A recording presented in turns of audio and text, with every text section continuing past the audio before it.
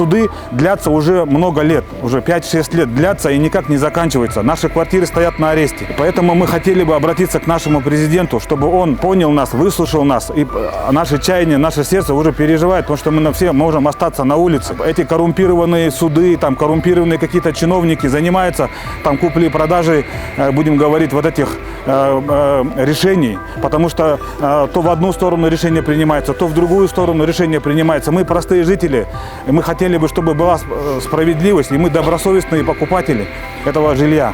И мы хотели бы, чтобы нас оставили в покое, сняли аресты с наших квартир. Эти истцы, которые подают, значит, хотят, я так понимаю, что двойную выгоду получить, потому что они подали в суды на тех, кто у них рейдерством занимался, они подали на них в суд, и сейчас идет этот суд разбирательства в том, чтобы ущерб, они восстановили ущерб.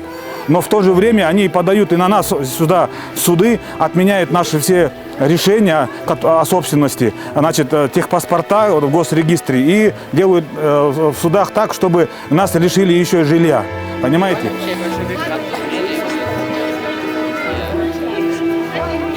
Мы стали заложниками несправедливых решений судей. Нас ограничили в правах. Уже 5 лет, как мы не являемся полноценными правообладателями на наше имущество. Мы не можем распоряжаться своим имуществом. Представьте себе, уже 5 лет прошло, мы не можем ни продать квартиры, ни сдавать их не можем. Ничего мы с ними сделать не можем. Потому что мы живем и боимся, что завтра придет кто-то и скажет, что попросит нас с чемоданами на выход. Потому что судьи не могут принять решение о том, чтобы просто кто-то, кто кого-то обманул, должен это возместить. И крайними хотят сделать обычных жителей Кыргызстана.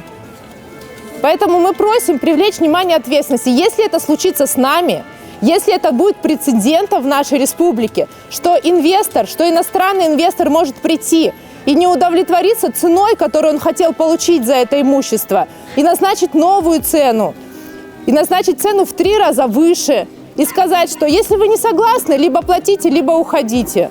И если это случится 1 раз, не станет ли это практикой в нашей республике?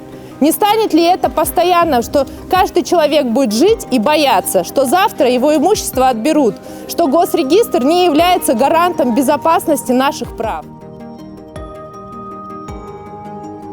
В течение 5 лет мы уже просто устали бояться, что с нами будет. Мы и морально уже истощены. Люди просто уже боятся этого беспредела, который творится уже в течение 5 лет.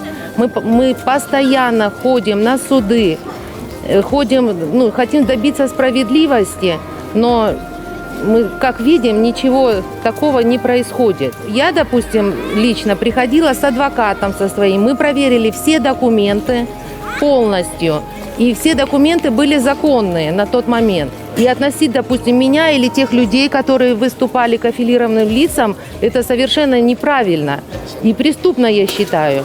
Я считаю, что я имею право, допустим, подать на них в суд за защиту чести и достоинства и за клевету. И вообще всех жителей обвинять вот так просто, без всяких доказательств, и это вообще просто преступно, я считаю.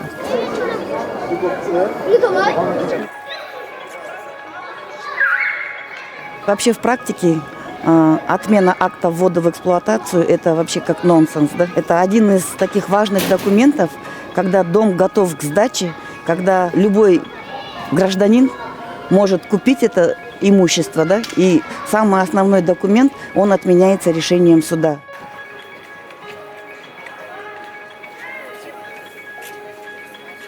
В настоящее время в Первомайском районном суде идет уголовное дело в отношении тех лиц, которые были привлечены по мошенничеству и коррупции в отношении данного дома. Однако один из учредителей компании БЛС обращается к гражданам, жителям, собственникам этого дома с гражданскими исками о признании договоров купли-продажи недействительными и возврата своей собственности в компанию. Что вообще вот просто, да, меня как юриста возмущает. Уголовное дело не окончено. Сколько оно будет еще идти? Решение по нему никакое не принято. Не признаны лица виновными. Ущерб, да, он установлен, но, извините меня, приговора нет. или постановления, судебного акта нет. В настоящее время он обращается в гражданском порядке с исками, но как суды могут принимать данные гражданские иски, когда они должны были приостановить до решения уголовного дела? Просто возмутительно.